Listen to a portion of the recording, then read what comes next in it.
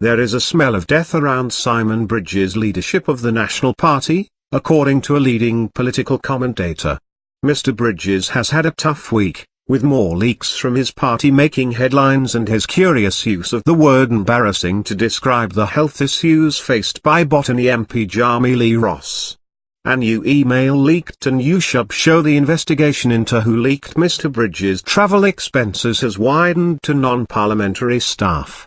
It's already covering MPs' communications as far back as February. This has got the smell of death about it, left-leaning commentator Chris Trotter told the AM show on Thursday. When you see politicians gripped by this kind of paranoia, you know that things are very bad inside their party, because why else would they be looking over their shoulder all the time? The expenses were leaked to Newshub only days before they were about to be made public.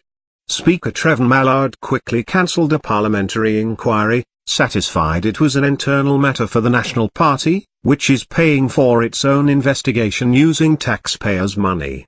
They should never have had the investigation in the first place. These are figures that were going to be released anyway, said Mr. Trotter. This is one of those rare moments when it's a cock-up and a conspiracy, added Trish Shearson, former ACT press secretary, wondering why the investigation will look as far back as February. Bridges handled it perfectly. On day one, when those expenses were leaked, he came out and said, "Hey, I was doing my job." It didn't seem to have anywhere to go. The story died pretty quickly, and then came the whole decision round going after who leaked it. That's just taken on a whole life of its own.